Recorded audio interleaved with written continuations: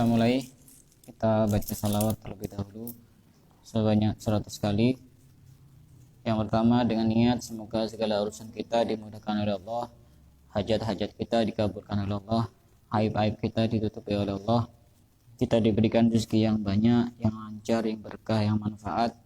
Kita niatkan agar yang sakit disembuhkan oleh Allah, yang susah dibahagiakan oleh Allah, yang punya masalah diberikan jalan keluar yang terbaik oleh Allah. Kita niatkan agar kita bisa mati dalam keadaan husnul khotimah. Kita niatkan bacaan salawat ini untuk diri kita sendiri, untuk keluarga kita, untuk kerabat-kerabat kita, untuk sahabat-sahabat kita, untuk orang-orang yang ada di dalam hati kita, dan untuk orang-orang yang kita niatkan untuk mereka.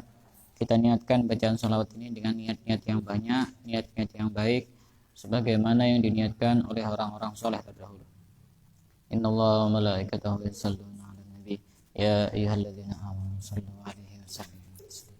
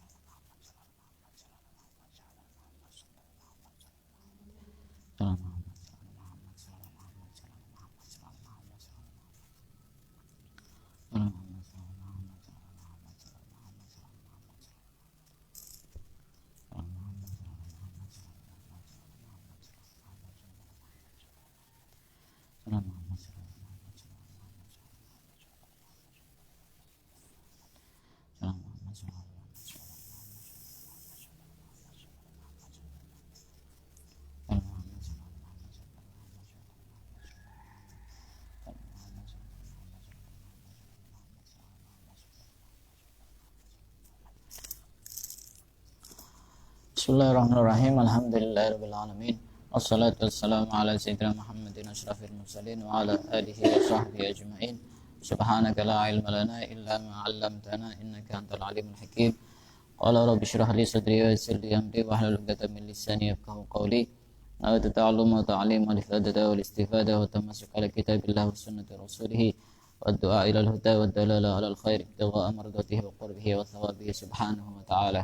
Qala al-musannif rahimahullah ta'ala wa nafa'ana bihi wa bi'ulumihi wa amaddana bi asrarihi wa anwarihi wa nafahatihi fid dini wa dunya wal akhirah.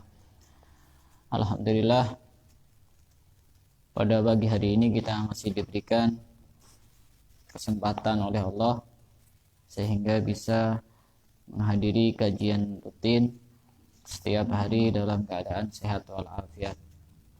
Kita lanjutkan pembahasan Kitab Al-Arba'in An-Nawawiyah, yaitu kita masih menceritakan tentang sekilas biografi perawi hadis di dalam muqaddimah pendahuluan kitab Al-Arba'in An-Nawawiyah. Sebelumnya kita sudah menceritakan Anas bin Malik, seorang anak kecil usia 10 tahun yang punya kerinduan yang sangat kuat kepada Rasulullah SAW. Sekarang kita akan melanjutkan sahabat yang lain yang bernama Abi Sa'id Al-Khudri. Siapa Abi Sa'id Al-Khudri ini? Abi Sa'id itu nama aslinya Sa'ad bin Malik bin Sinan Al-Khudri. Abi Sa'id ini nama kunyahnya. Nama aslinya Sa'ad bin Malik bin Sinan Al-Khudri. Nama ayahnya namanya Malik bin Sinan yang sangat terkenal. Abi Sa'id Al-Khudri ini salah seorang sahabat dari sahabat-sahabat Ansor. Ada sahabat Ansor, ada sahabat Muhajirin. Siapa yang disebut sahabat Ansor?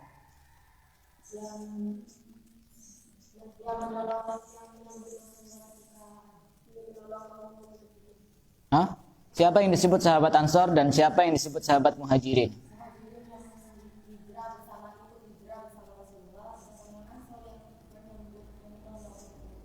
Kalau Ansor itu memang dia lebih kepada tinggal di Madinah. Kalau Muhajirin dari Mekah, kan yang berhijrah ke Madinah. Jadi Abi Sa'id Al-Khudri ini salah seorang sahabat Ansor yang juga sangat mencintai Rasul. Ayahnya bernama Malik bin Sinan, salah seorang sahabat yang ikut terbunuh menjadi orang yang syahid di dalam peperangan Uhud. Pada waktu itu Malik bin Sinan ini melakukan satu perbuatan yang kita anggap perbuatan seperti itu tidak biasa. Pada peperangan Uhud, Rasulullah itu berperang sampai wajahnya berdarah. Rasulullah berperang sampai wajahnya berdarah. Melihat kejadian seperti itu, ada yang namanya Malik bin Sinan ini tidak tega melihat wajah Rasulullah berdarah. Jangankan Malik bin Sinan, pada saat Rasulullah dilempar batu oleh orang-orang yang membenci beliau, bumi ini bersumpah, gunung-gunung juga bersumpah. Seandainya darah ini menetes di punggungku, kata bumi itu, maka dia akan aku telan. Mereka-mereka yang melemparmu dengan batu itu. Gunung juga seperti itu. Jika engkau mau, wahai Rasulullah, aku akan menggulingkan biar mengenai kepada mereka. Tapi kata Rasulullah, tidak, jangan. Allahumma hdi qaumi fa innahum la ya'lamun. Ya Allah, berilah petunjuk kepada kaumku, berilah hidayah kepada kaumku, karena sesungguhnya mereka mengetahui. Jadi simpel, hidup itu simpel. Kalau ada yang menyakiti kita, ada yang menghina kita, ada yang mencela kita, berarti fa innahum la ya'lamun. Mereka tidak mengenal, tidak mengerti. Orang itu kalau tahu kan tidak kira seperti itu. Ya. Sahabat akrab, sahabat karib, karena dia mengenal lebih dekat dan lebih tahu tentang kepribadian seseorang, tidak mungkin akan berbuat sesuatu yang menyakiti dirinya sendiri atau menyakiti perasaannya. Nah, ini Malik bin Sinan ini tidak tega melihat kejadian Rasulullah wajahnya berdarah. Apa yang dilakukan oleh Malik bin Sinan?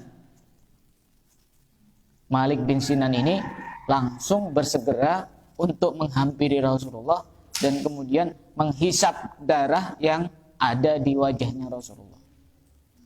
Darahnya dihisap oleh Malik bin Sinan. Ini sesuatu yang tidak biasa. Pernah ada orang misalnya katanya pacarnya atau kekasih sehidup sematinya, kemudian kekasihnya terluka, kemudian dihisap darahnya. Pernah seperti itu? Sinetron. Lain sinetron. Ini dihisap darahnya oleh Malik bin Sinan. Kemudian Rasulullah berkata kepada Malik bin Sinan ini, kamu muntahkan itu darah itu. Tapi apa kata Malik bin Sinan?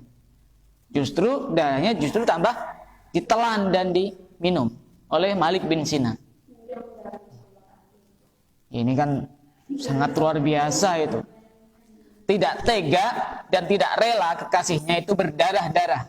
Itu kekasih sejati seperti itu. Tidak rela kekasihnya berdarah-darah. Ada luka yang tak berdarah juga. Kalau luka yang tidak berdarah, tidak mempan diobati pakai obat merah. Karena itu bukan obatnya. Akhirnya melihat kejadian seperti itu, Rasulullah bersabda kepada Malik bin Sinan dan para sahabat yang hadir pada saat itu, man sarrahu ayyanzura ila man la tamassuhun nar falyanzur ila Malik bin Sinan.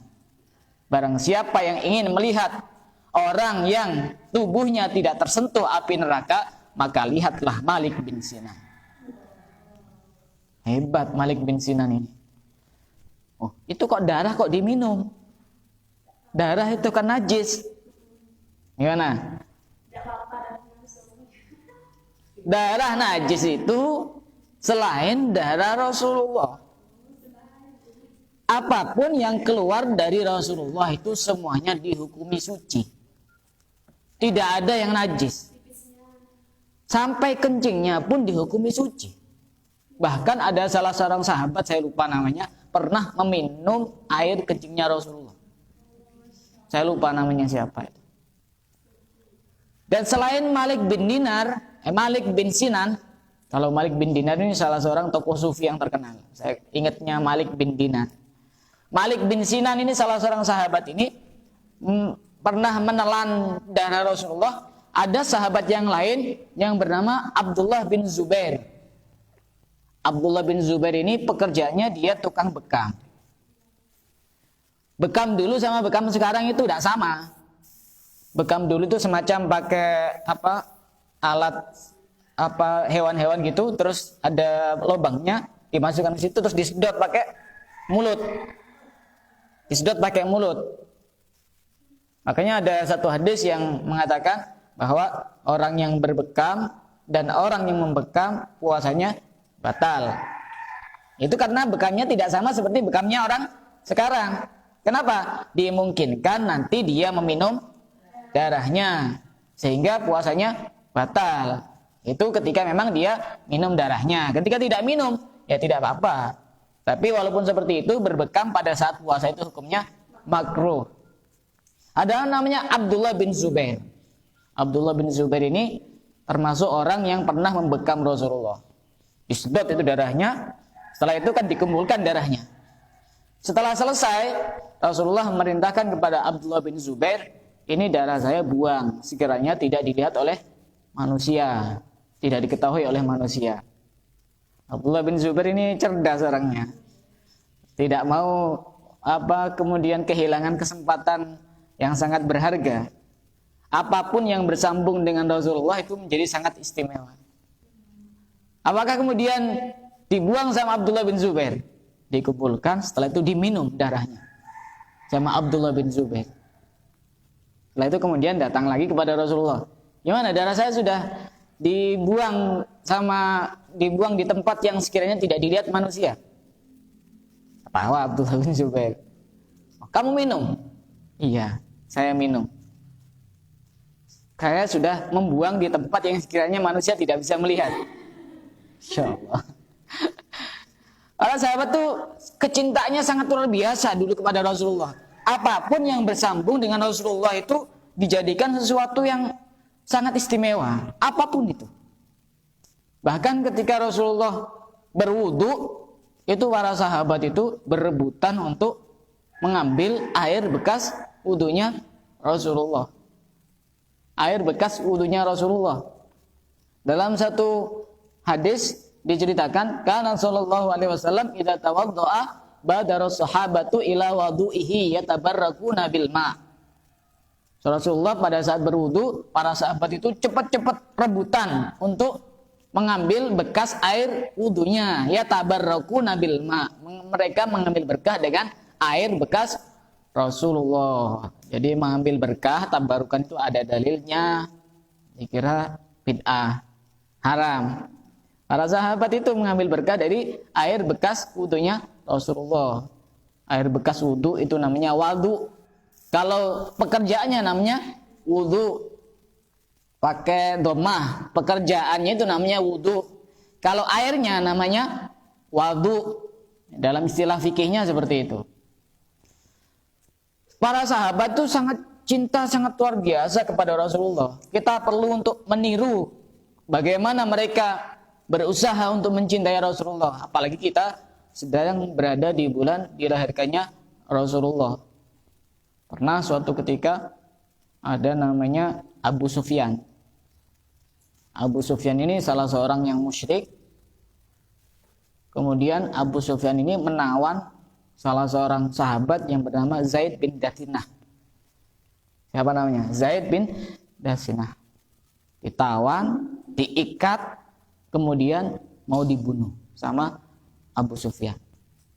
sebelum dibunuh, Abu Sufyan ini berkata kepada Zaid bin Dasinah, bagaimana pendapatmu jika seandainya engkau saya lepaskan, kemudian kamu kembali ke rumahmu bersama keluargamu, bersenang-senang, berbahagia, enak-enak, hidupnya tidak sengsara, hidupnya tidak susah. Tapi sebagai penggantinya, Rasulullah berada di sini. Rasulullah berada di sini. Apa jawaban Zaid bin Dasinah?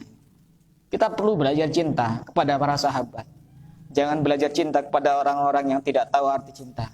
Kita harus belajar cinta kepada para sahabat. Betapa mereka kecintaannya sangat tulus kepada manusia yang paling tulus, yaitu Rasulullah Muhammad SAW. Apa kata Zaid bin Dasinah? Demi Allah, jangankan Rasulullah di sini menggantikan aku, kemudian engkau bunuh. Jangankan seperti itu. Seandainya Rasulullah tertusuk duri saja, satu duri, sedangkan aku berada di rumahku bersama keluargaku bersenang-senang, aku tidak rela dan tidak tega. Ya, cinta yang ada, cintanya anak sekarang yang kayak gitu, tidak ada. Makanya orang-orang dulu itu sangat heran terhadap kecintaan para sahabat kepada Rasulullah. Sampai kemudian Abu Sufyan ini berkata, ma ra'aitu ahadan yuhibbu ahadan ka hubbi ashabi Muhammadin Muhammada. Aku tidak melihat seseorang yang mencintai orang lain melebihi hebatnya kecintaan para sahabat kepada Nabi Muhammad. Tidak ada kecintaan yang lebih hebat dibanding kecintaan para sahabat kepada Nabi Muhammad. Bagaimana kisahnya Laila dan Majnun? Alah, kecil. Satunya lagi siapa namanya? Romeo dan Juliet. Kecil itu. Tidak ada yang menandingi kecintaan para sahabat kepada Rasulullah. Sebegitu cintanya mereka itu, dan sebegitu takdim dan hormatnya kepada Rasulullah, sampai ketika Rasulullah itu sedang mengadakan acara halakoh seperti ini, mereka itu diam, tidak bicara, tidak keluar satu huruf pun. Dan seakan-akan mereka seperti patung mendengarkan Rasulullah ada di depannya. Ka'anna ala ru'usihimut thair, seakan-akan di atas kepalanya ada burung. Gimana maksudnya? Sekiranya burung itu tidak terbang. Sangat khusyuk. Beda-beda tipis sama murid sekarang. Khusyuknya itu dia tidur. Atau kadang ada gurunya menjelaskan, muridnya juga sama menjelaskan, tidak tahu ngomong apa. Masya Allah. Kita harus banyak belajar cinta dari para sahabat. Kita tidak perlu jauh-jauh kemudian belajar kepada para sahabat. Orang-orang para ulama yang hidup setelahnya saja itu juga walaupun tidak pernah bertemu Nabi secara langsung, tapi mereka juga kecintaannya sangat hebat. Dan justru yang paling dirindukan Rasulullah adalah kita. Ini ya. Jika ada sahabat yang begitu amat sangat mencintai Rasulullah, itu sudah biasa. Kenapa? Karena mereka melihat langsung Rasulullah dan setiap hari sering bertemu dengan Rasulullah, sering berkomunikasi dengan Rasulullah. Jadi ya wajar mereka kemudian mencintai Rasulullah. Tapi yang lebih hebat lagi, ada orang yang hidup setelah Rasulullah, beriman kepada Rasulullah, tidak pernah melihat Rasulullah, tapi kerinduannya sangat hebat kepada Rasulullah. Satu contoh, ada namanya Habib Ali bin Muhammad bin Husain Al-Habsyi, pengarang Maulid Al-Habsyi, Simtud Turor. Beliau berkata dalam salah satu syairnya, apa syairnya itu?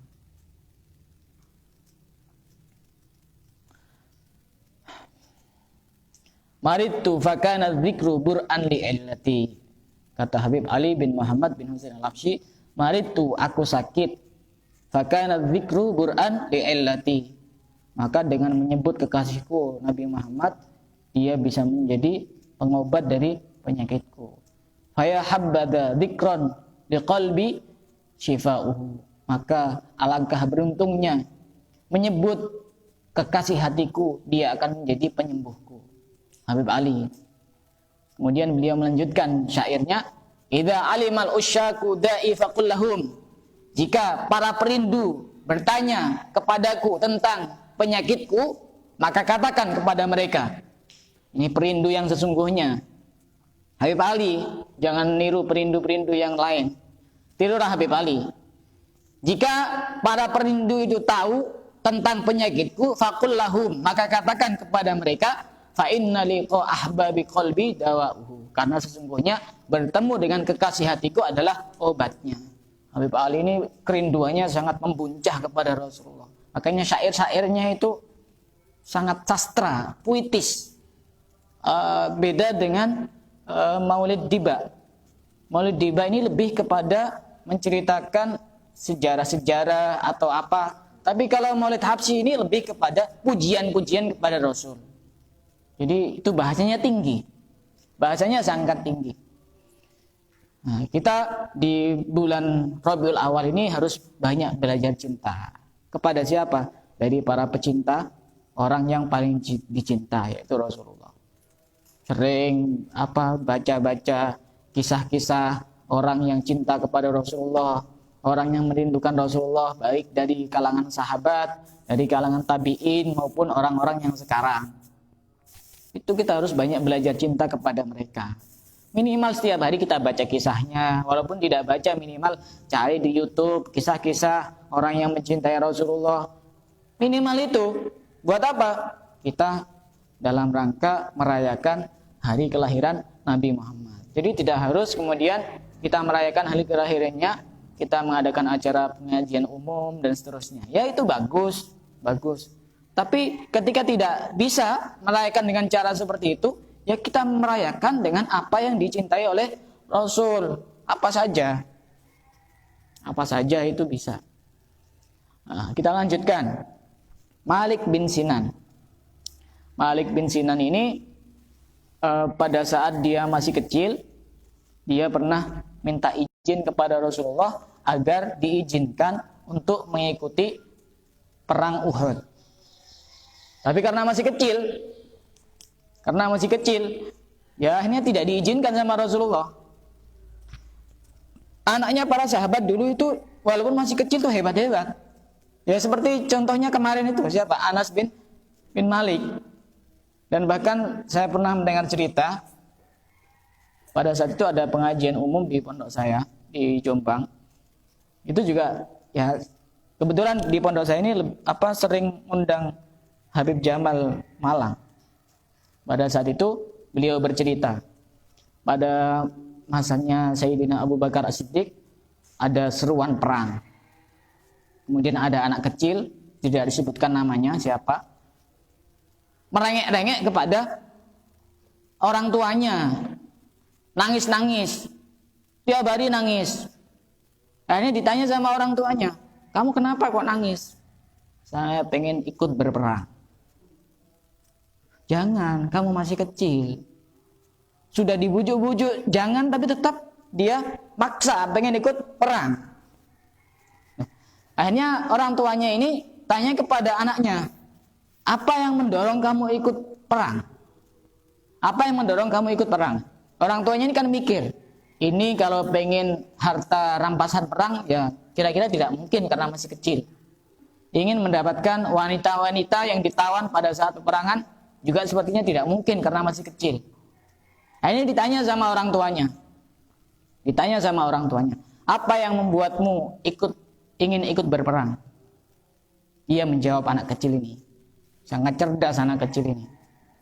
Begini, saya ini setiap hari, setiap malam, setiap pagi, setiap siang, setiap sore engkau ceritakan tentang Rasulullah. Orangnya seperti ini, wajahnya seperti ini, postur tubuhnya seperti ini, cara berjalannya seperti ini, cara makannya, cara minumnya seperti ini. Sehingga kemudian aku rindu ingin bertemu Rasulullah. Caranya bagaimana? Salah satunya aku ikut perang. Akhirnya ternyata jawabannya sangat luar biasa. Jawaban anak kecil. Kecil anaknya tapi besar cintanya. Akhirnya diizinkan sama orang tuanya untuk ikut berperang. Sebelum berangkat berperang, anak ini berkata kepada orang tuanya. Sudah seneng itu, pagi-pagi sudah siap-siap. Orang tuanya belum siap perang, anaknya sudah siap gitu. Sudah siap mau berangkat perang. Bukan perang sembarangan ini, perang beneran. Sebelum berangkat, anaknya ini bilang kepada orang tuanya, wahai ayahku, jika seandainya nanti aku mati di medan peperangan, maka itu sungguh aku sangat beruntung. Tapi jika seandainya aku tetap hidup dan engkau mati, aku titip satu salam. Sampaikan salam rinduku kepada Rasulullah. Kata-kata yang sangat istimewa keluar dari anak kecil. Aku sudah sangat merindukan Rasulullah. Jika seandainya engkau mati syahid, maka sampaikan salamku kepada Rasulullah. Kita harus banyak belajar cinta dari mereka-mereka itu. Itu mereka para pecinta yang sejati. Para pecinta yang akan hidup abadi di surganya. Termasuk ini Sa'ad bin Sinan ini pernah izin kepada Rasulullah agar mengikuti perang Uhud bersama orang tuanya yang bernama Malik bin Sinan Al-Khudri, tapi tidak diizinkan. Akhirnya setelah Rasulullah itu perang Uhud bersama Malik bin Sinan ayahnya, kemudian Rasulullah pulang. Kemudian Sa'id ini mencari, menjemput dengan beberapa sahabat yang lain. Fanadhara ilaihi Rasulullah. Kemudian akhirnya Rasulullah melihat kepada Sa'ad.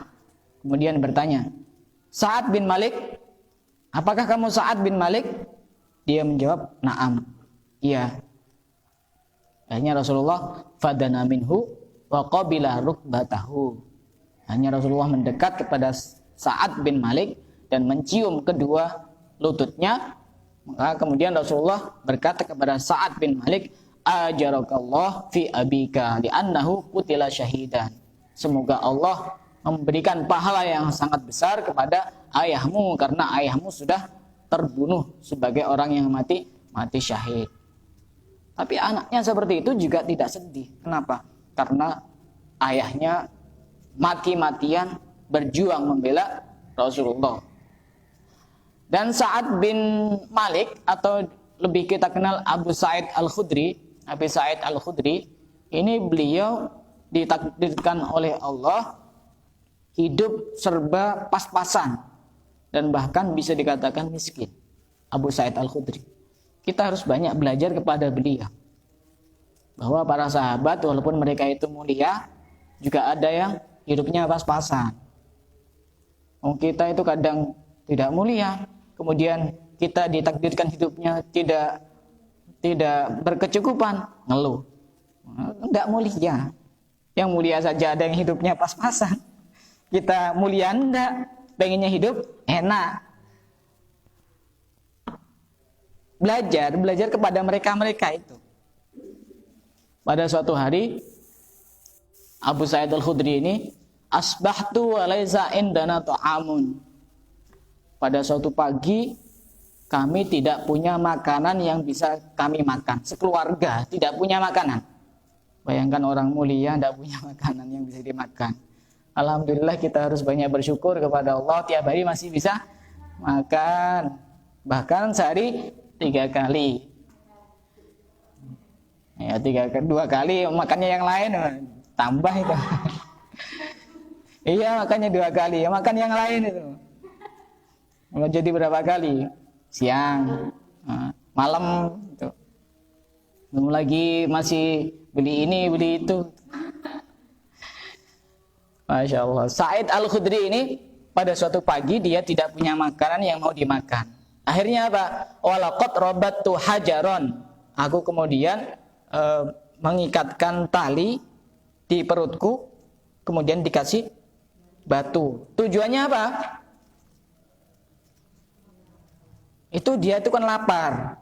Jadi perut itu semakin ditekan itu semakin berkurang rasa laparnya. Diikat batu, kemudian ada batu di sini kemudian diikat di sini di perutnya. Karena saking laparnya. Akhirnya apa? Akhirnya istrinya ini berkata kepada Abu Sa'id Al-Khudri, "I'tin Nabi fas'alhu." Coba kamu datang kepada Nabi, minta kepada Nabi. Bagaimanapun Nabi itu kan pemimpin. Itu banyak fulan yang datang kepada Nabi kemudian dikasih sama Nabi. Itu saran dari istrinya. Akhirnya apa? Akhirnya Abu Sa'id Al-Khudri ini berkata kepada istrinya, "Fakultulah." Enggak, saya tidak mau. Kenapa tidak mau? Saya mau nyari dulu. Nanti kalau sudah benar-benar tidak nemu makanan yang ingin kita makan, baru saya nanti datang kepada Nabi. Akhirnya sudah mencari kemana-mana itu, sudah kesana kemari, akhirnya tidak menemukan apa-apa yang bisa dimakan. Fa'ataitun Nabi. Kemudian akhirnya Abu Sa'id Al-Khudri ini datang kepada Nabi. Pada saat itu, ketika Abu Sa'id Al-Khudri ini datang kepada Nabi, wa huwa yakhtubu. Nabi ini sedang berkhutbah, sedang memberikan ceramah seperti ini bersama para sahabatnya. Tiba-tiba pada saat itu masih belum mengutarakan niatnya kepada Nabi. Pada saat Abu Sa'id Al-Khudri datang, Rasulullah itu bersabda di dalam ceramahnya, di dalam khutbahnya itu, "Man yastaghni yughnihillah." Ini perlu dicatat ini. Man yastaghni yughnihillah. Barang siapa yang merasa cukup, maka Allah akan mencukupkan baginya. Kalau diartikan yang lain bisa. Barang siapa yang merasa kaya, maka Allah akan mengayakan dirinya. Wa may yasta'fif yu'iffahullah. Dan barang siapa menjaga diri dari meminta-minta, maka Allah akan menjaga harga dirinya dan memberikan rezeki yang banyak. Mendengar seperti itu, Abu Sa'id Al-Khudri seakan-akan tertimpa batu, tertampar dengan tamparan yang sangat keras. Masya Allah, pada saat saya ini lagi lapar-laparnya mendengar sabda Nabi seperti itu, barang siapa yang merasa cukup, maka Allah akan mencukupkan dirinya. Dan barang siapa yang menjaga diri dari meminta-minta, maka Allah akan menjaga harga dirinya dan kemudian memberikan rezeki yang sangat banyak. Akhirnya apa? Abu Sa'id Al-Khudri tidak jadi minta-minta kepada Rasulullah. Sejak saat itu, sejak Abu Sa'id Al-Khudri mendengar sabda Rasul, pada saat itu Abu Sa'id Al-Khudri berkata, "Fama sa'altu ahadan ba'dahu." Setelah itu saya tidak pernah meminta-minta kepada siapapun, satu orang pun saya tidak pernah meminta-minta kepada mereka. Abu Sa'id Al-Khudri. Walaupun seperti itu, karena dia yakin terhadap sabda Nabi, yakin apa yang dikatakan oleh Nabi, "Wa mazalallahu yarzuquna hatta ma'alamu ahla baitin minal ansor aksaru amwalan minna." Akhirnya, walaupun Abu Sa'id Al-Khudri ini tidak meminta-minta kepada siapapun, Allah memberi rezeki kepadanya, sampai Abu Sa'id Al-Khudri ini berkata, sampai aku tidak mengetahui dari para sahabat Ansor, dari kalangan Ansor, keluarga yang lebih banyak hartanya dibanding aku, dibanding kami. Sebab apa? Percaya terhadap sabda Nabi. Orang itu kalau ngerasa, kalau kita ini bertemu dengan orang lain, tampakkan bahwa kita ini bukan orang miskin. Maksudnya apa? Jangan merasa kita ini sok tampang melas, pengen dikasihani. Kita tampakkan bahwa kita ini orang berada, tapi bukan dengan cara menampakkan gaya hidup. Ya, kita menampakkan apa adanya. Kita itu jangan memelas-melas kepada orang lain agar dikasihani. Justru semakin kita merasa cukup, maka Allah akan mencukupkan kebutuhan kita. Sebagaimana yang dialami oleh Abu Sa'id Al-Khudri. Beda dengan orang yang berpenampilan kaya padahal dia miskin, tapi untuk memenuhi gaya hidup yang lain itu. Kalau kita punya uang untuk memenuhi kebutuhan hidup, insya Allah cukup.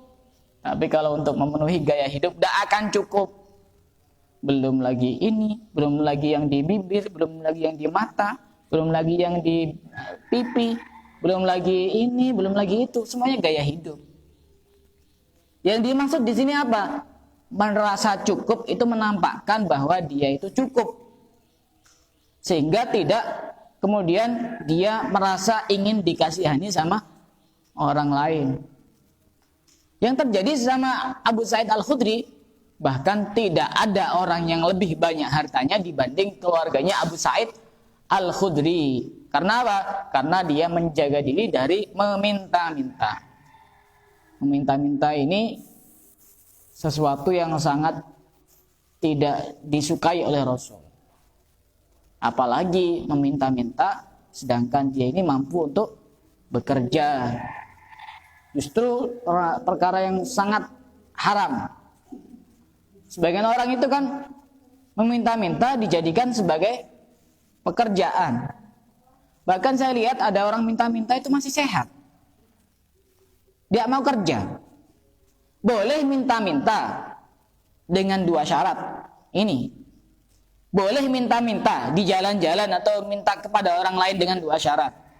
Pertama, dia tidak mampu untuk bekerja. Kedua, tidak ada yang menafkahi. Boleh. Tidak mampu bekerja, ya mungkin penyebabnya karena dia punya keterbatasan. Tapi kalau sehat, masih bisa kerja minta-minta, ya ini sangat tidak disukai oleh Rasulullah. Mending bekerja. Misalnya ya kita bandingkan yang lebih bagus, walaupun itu juga kurang bagus juga kalau dia masih bisa cari pekerjaan. Ngamen. Ngamen kan sudah jelas, dia ada yang dilakukan, kemudian minta bayaran. Kan seperti itu. Tapi orang minta-minta, tinggal minta-minta. Kadang sebagian orang itu minta-mintanya maksa. Seperti itu juga sangat tidak disukai oleh Rasulullah. Ini Abu Sa'id Al-Khudri, keluarga yang sangat pas-pasan, berserba tidak punya apa-apa, tapi karena beliau ini tabah dan yakin dengan Rasulullah, hatinya tersambung dengan Rasulullah, akhirnya Allah memberikan rezeki yang sangat banyak, yang pada saat itu tidak ada yang lebih banyak hartanya dibanding keluarganya Abu Sa'id Al-Khudri. Jangankan Abu Sa'id Al-Khudri, Rasulullah ini pernah suatu ketika datang kepada putrinya Sayyidah Fatimah. Apa keperluannya Rasulullah? Barangkali Sayyidah Fatimah punya makanan. Barangkali Sayyidah Fatimah punya makanan. Dijawab oleh putrinya, wahai ayahku, aku sudah 2 hari tidak makan. Putrinya manusia yang paling mulia, 2 hari tidak makan.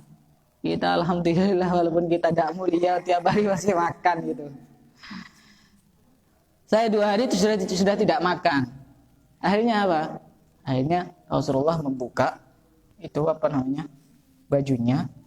Kemudian dilihat di situ ada 3 batu yang sudah diikat pakai tali. Wahai Fatimah, ini ingatlah, jika engkau 2 hari tidak makan, ayahmu 3 hari tidak makan. Tidak kemasukan makanan apapun 3 hari Rasulullah. Sampai ini banyak batunya itu. Kita alhamdulillah tidak pernah ada batunya di sini. Kecuali batu-batu yang lain yang bisa menyandung kehidupan kita. Rasulullah ada 3 batu. Kemudian berkata kepada Sayyidah Fatimah, wahai Fatimah, kamu tidak usah sedih, tidak usah susah. Kamu ditakdirkan menjadi putriku. Karena apa? Karena engkau besok di surga akan menjadi sayyidu nisa'i ahlil jannah. Engkau akan menjadi pemimpin wanita-wanita yang ada di surga.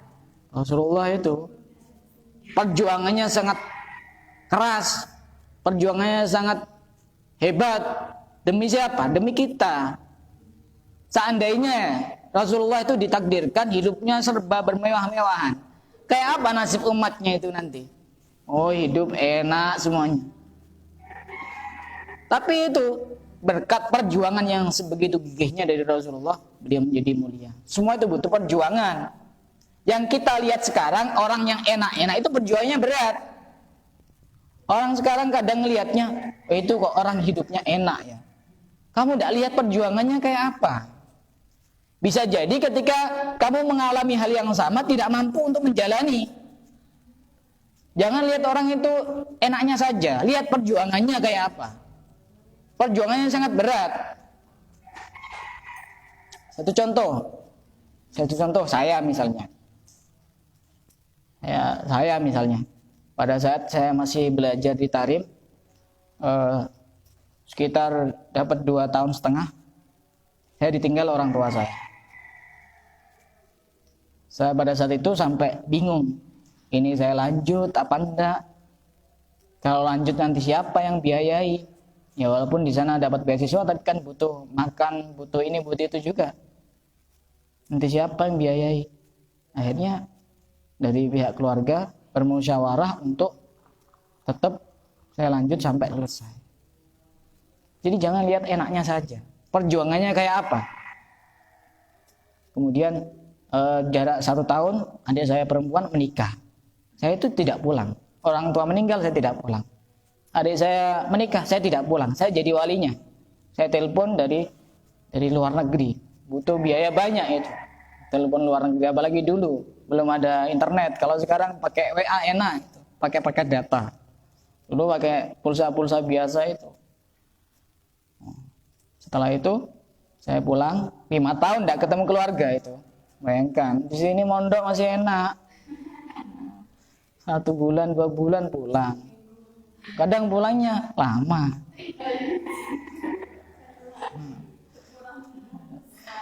Saya 5 tahun tidak pernah ketemu keluarga. Sampai ada satu kejadian yang membuat saya itu terharu. Jadi pada saat itu saya kan menikahkan adik saya yang di Indonesia. Saya tidak tahu suaminya itu yang mana, karena dulu masih belum bisa kirim foto. Tidak tahu suaminya yang mana. Nah, saya di Jakarta, waktu mau ngabari mau pulang, dijemput sama suaminya adik saya di Bandara Soekarno-Hatta, Jakarta. Oh, ini cuma modal foto di Facebook gitu, tidak pernah kirim foto. Ini yang mana mas saya ini? Dicari-cari itu, tidak ketemu. Akhirnya berhubung Allah itu sebegitu ininya ya, cara mengatur hidup seseorang itu. Pada saat itu saya itu pulang sama teman saya, yang ternyata teman saya itu dulu teman suami adik saya waktu di pondok. Jadi suaminya adik saya ini pondoknya dulu di Jawa Tengah, di pondoknya Kiai Sahal Mahfud di Jawa Tengah. Pada saat itu saya pulangnya bareng sama temannya suaminya adik saya. Jadi kemudian teman saya itu lihat suaminya adik saya dipanggil, kamu kenapa di sini? Kok sampai ke Jakarta? Ngapain di sini? Saya nyari emas saya. Mana emasnya kamu? Namanya ini, orangnya kayak gini. Ini emas kamu ini. Kayak di film-film itu. Ini emasnya. Akhirnya sudah ketemu. Itu perjuangan setelah pulang. Perjuangan sebelum berangkat ada itu. Saya mau dirampok di Jakarta. Dikira ada perjuangan. Saya dulu ke Jakarta dulu, sekeluarga mau dirampok sama orang. Ada perampok nyamar jadi polisi, ada sekitar 5 atau 6 orang gitu. Kemudian menawarkan diri untuk membawakan barang-barang saya setelah turun dari kereta. Saya dari rumah ke Jakarta naik kereta. Mau dibawakan, ternyata ada polisi yang datang yang baru, kemudian mukuli pakai pentungan. Oh, ternyata ini polisi gadungan, diselamatkan sama Allah. Akhirnya setelah saya pulang itu naik kereta lagi sampai ke rumah, sudah dijemput sama satu keluarga, satu kerabat itu semuanya jemput di stasiun. Kemudian salaman satu persatu. Saya lihat satu persatu, ini siapa? Sudah banyak yang tidak kenal. 5 tahun. Kemudian akhirnya saya salaman kepada ibu saya. Salaman. Setelah salaman, ibu saya ini tanya, saya kan dari Jakarta sampai ke tempat saya itu kan tidak mandi, tidak apa, karena memang perjalanan jauh, terus juga di Arab ini kan juga panas cuacanya. Terus di perjalanan ini sudah kusut dan macam-macam. Penampilan kan pasti berubah. Karena dulu saya sebelum berangkat itu putih. orangnya. Akhirnya pada saat salaman sama ibu saya, sudah saya salam, saya cium tangannya. Ibu saya tanya, mana anak saya? Masya Allah.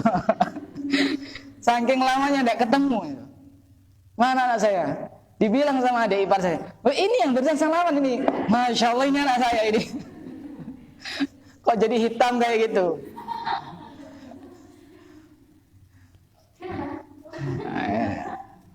Itu bener itu. Memang kayak gitu. Ibu saya ngomong kayak gitu. Saking lawannya tidak ketemu. Bahkan ada yang lebih hebat lagi perjuangan teman-teman saya asli Tulungagung. Pada saat belajar di Tarim itu jarak berapa tahun itu kira-kira 4 tahun. Ayahnya meninggal. Kemudian dia mau pulang sudah lulus. Rata-rata di sana itu pulangnya kalau sudah lulus di sana. Mau lulus sudah ngurus tiket, ternyata mau perjalanan pulang ditelepon sama keluarganya, ibunya meninggal. Jadi dia ini pulang dengan niat ingin membanggakan kedua orang tuanya, ternyata yang dibanggakan tidak ada. Tapi saya yakin mereka juga pasti bangga dengan anak-anak seperti itu yang sudah berjuang sangat keras untuk membanggakan orang tuanya. Dulu itu saya sebelum ke Tarim, sebelum ke Yaman itu, saya kan mondok di Lirboyo, Kediri pernah sebentar, kemudian pindah ke Jombang, ke Tambak Beras Jombang. Dulu saya dipeseni sama orang tua saya, kalau bisa, kalau mondok itu setahun baru pulang. Setahun baru pulang. Setahun baru pulang. Akhirnya pada saat saya mondok di Jombang itu tidak perlu nunggu setahun, sebulan saya langsung pulang. Sebulan langsung pulang. Hampir tiap bulan saya pulang. Ternyata apa yang dikatakan orang tua saya itu bisa terlaksana. Bukan hanya sebulan 2 bulan, ternyata saya 5 tahun tidak pernah pulang. Dan bahkan tidak ketemu sama orang tua saya. Pada saat saya mau naik ke pesawat di bandara itu, justru yang nangis orang tua saya. Orang tua laki-laki. Biasanya yang cengeng itu kan perempuan biasanya. Iya. Biasanya yang cengeng itu perempuan. Justru ini yang nangis ini yang laki-laki. Dan itu membuat saya kaget karena pada saat sakit saya tidak dikabari, tidak ditelepon, tidak di SMS, kok tidak dapat kabar sama sekali. Memang sengaja pesan dari orang tua laki-laki saya, nggak usah dikabari, khawatir mengganggu belajarnya di sana. Jadi pada saat meninggal itu juga rencana tidak dikabari. Tapi setelah dipikir-pikir, ya bagaimanapun anak itu harus tahu tentang orang tuanya. Hanya jarak kalau tidak salah sekitar 3 hari atau 4 hari saya ditelepon malam-malam itu. Sekitar jam 3 waktu Yaman saya angkat telepon. Kalau di Indonesia sudah pagi sekitar jam 8-an itu. Telepon. Nah, hanya dikabari seperti itu ya sudah. Saya manusia biasa. Ya pasti meneteskan air mata. Tapi air mata beneran itu, bukan air mata buaya. Jadi jangan lihat orang sekarang enaknya kayak apa. Abu Sa'id Al-Khudri bisa jadi kaya seperti itu, perjuangannya sangat hebat. Lihat perjuangannya. Jangan belajar kepada orang lain tentang kesuksesannya, tapi belajarlah dari perjuangannya. Biar kita bisa menjadi orang yang sama-sama sukses. Saya kira cukup sampai di sini. Kita lanjutkan pada pertemuan berikutnya. Wallahu a'lam bishawab.